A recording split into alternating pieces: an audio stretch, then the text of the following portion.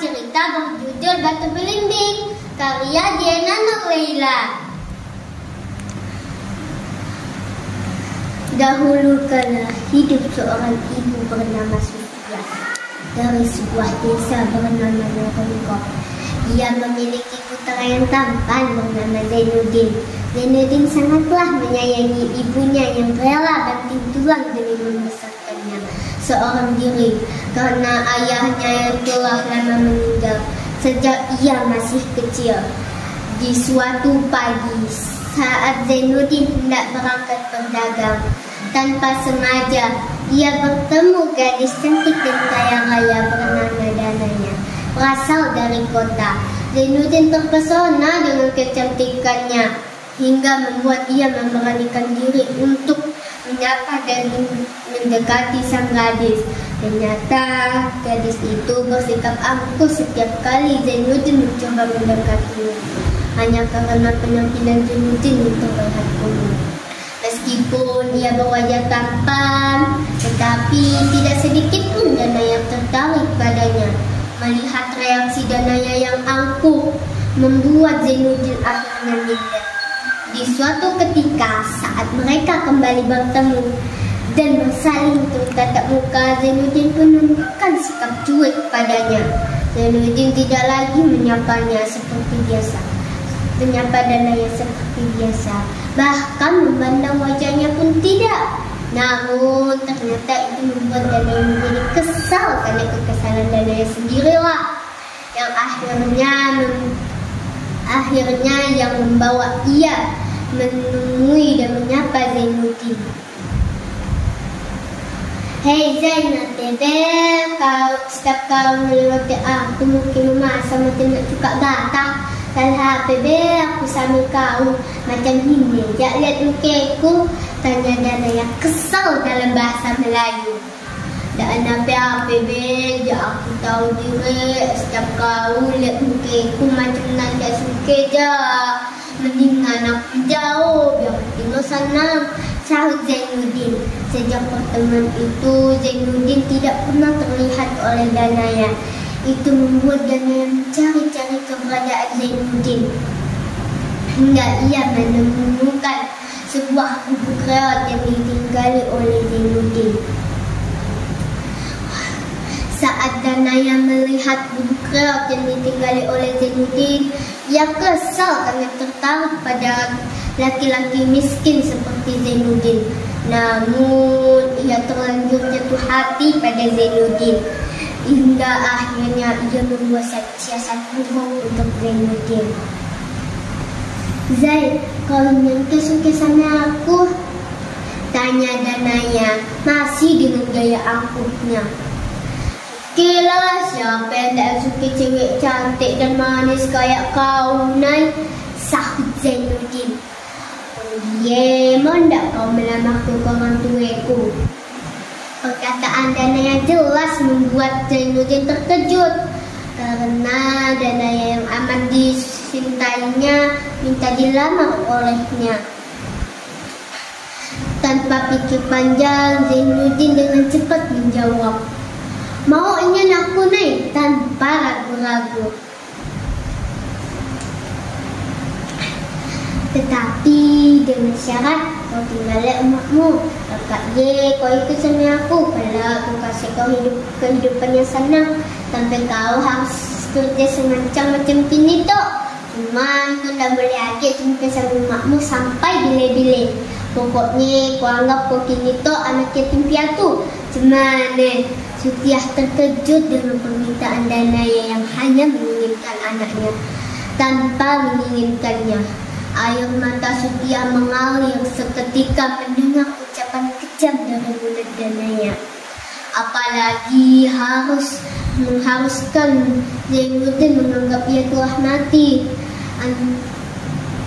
Sedangkan Zainuddin masih belum bisa berkata apapun karena ini pilihan terberat dalam hidupnya, antara ibu yang telah membesarkannya dengan wanita yang ia cintai. Zainuddin langsung menatap ibunya yang terlihat pucat. Zainuddin langsung mendekatinya, lalu menggenggam kedua tangan Sutiah dengan lembut. Ia tahu perasaan apa yang dirasakan oleh ibunya saat ini. Mak, gimana tuh? Unggal bingung harus gimana. Unggal sayang ingin sama mak. Mana izinkan Unggal tak akan pergi sama dia sekalipun Unggal cinta dengan dia, mak. Ucap Zainuddin dengan mata berkaca-kaca. Berat bagi Setia harus merelakan putra satu-satunya untuk pergi. Namun dari sorot mata Zainuddin sangatlah berharap bisa pergi bersama gadis yang ia cintai. Akhirnya Setia mengizinkan Zainuddin untuk pergi bersama Danaya. Pergilah si Unggal, mak kasih izin. Mak, demi kebahagiaan Unggal, mak ikhlas, tapi tak selesai. Kalau mak balik mak akan menerima Unggal sampai gile-gile. Ucap Setia terseduh-seduh sembari memeluk tubuh Zainuddin.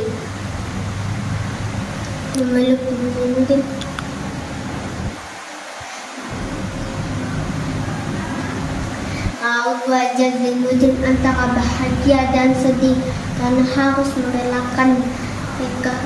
meninggalkan ibunya seorang diri.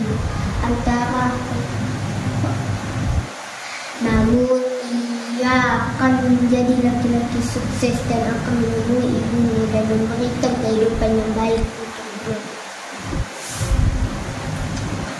Selama ini Setia selalu menganggap kasihan terhadap Zainuddin. Dari kecil ia selalu serba kekurangan. 15 tahun pun berlalu. Setia hidup seorang diri. Hari-hari Setia menjual sayuran dari hasil kebunnya. Setelah kepergian Zainuddin, tidak sedetik pun Setia tidak merindukan putranya. Setia selalu berharap kemungkinan Zainuddin akan pulang karena merindukannya. Setiap hari Setia selalu menatapi pintu dan jendela berharap kemungkinan Zainuddin akan pulang karena merindukannya seperti yang ia rasakan hingga saat ini. Namun harapan itu tidak pernah terjadi 15 tahun berlalu.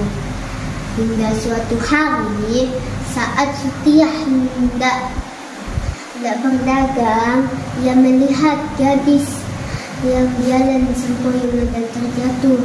Kemudian Setia langsung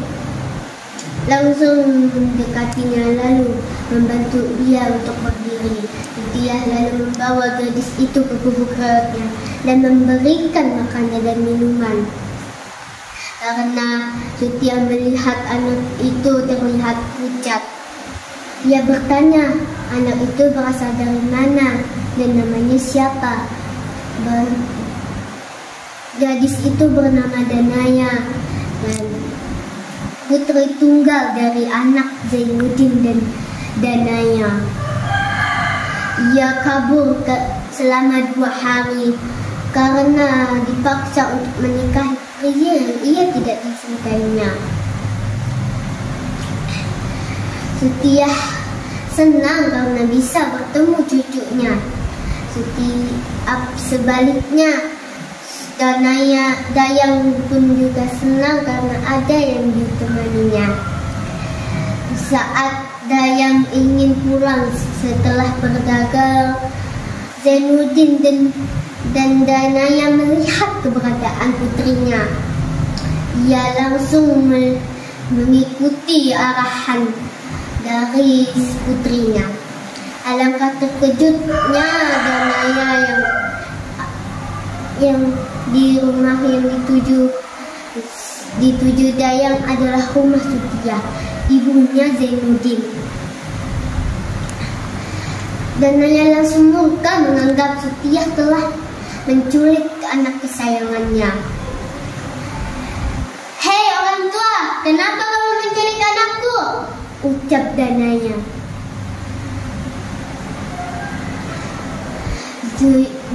Danaya langsung mendorong Setia terhempas terjatuh di tanah. Zainuddin hanya bisa melihat reaksi Danaya yang kasar oleh ibunya. Tidak sedikit pun Zainuddin membela ibunya. Malahan Dayang yang histeris dan kesal oleh tingkah ibunya. Enggal, Mak salah dengan Enggal. Akhirnya 15 tahun Mak tunggu kepulanganmu, Enggal. Akhirnya Enggal balik, ucap Setia. Sana kau je, salah kak, dasar orang tua. Sana jadi ngaku-ngaku kau jadi orang tuaku. Orang tuaku dah lama meninggal, ucap Zainuddin. Enggal pasti lupa. Mak ingatkan ni, Enggal dulu sukin yang minta sama Mak minta sama Mak buah belimbing. Nah, tapi pas Enggal tahu badan Mak kena luka-luka, Enggal tak pun sakit, minta buah belimbing, ucap Setia. Aku sukanya apel, anggur, strawberry yang mahal. Emang kau mampu? Yo, biniku yang bisa ngasih aku semuanya, ucap Zainuddin. Enggak, kita nak jadi anak durhaka. Mak tahu istrimu nak benci Mak, tapi saya nak kawin jadi anak durhaka, enggak, ucap Setia.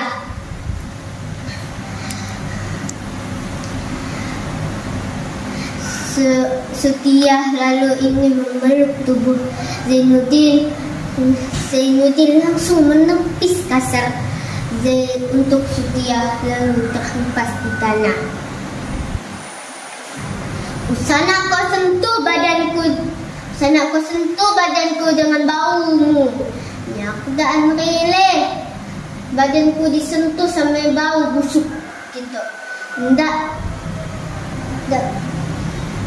Tidak ku relakan aku injak tubuh kerakmu cuma karena putri kesayanganku, ucap Zainuddin. Dasar anak durhaka. Enggak, umatku tuh kau enggak jadi buat batu Enggal durhaka dengan Mak. Mak kutuk kau jadi batu berbentuk batu belimbing dan membesar seperti kesombonganmu. Tiba-tiba ada pancaran kilat ingin menyambar tubuh Zainuddin. Mak, maafkan Enggal, Mak, pekik Zainuddin panik. Semuanya panik dan Setia hanya bisa menutup mulutnya dan dengan jemarinya. Tiba-tiba petir langsung menyambar Zainuddin dan Zainuddin telah menjadi batu besar berbentuk batu belimbing.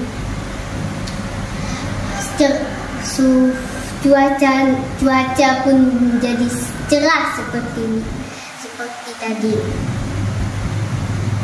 Setia menyesali perkataan yang diucapkannya tadi. Setia kehilangan anak putra satu-satunya. Teman-teman, di sini pesan dari cerita ini, janganlah jadi orang yang sombong dan durhaka kepada orang tua, apalagi menyakiti hati orang tua. Sekian dari cerita itu. Assalamualaikum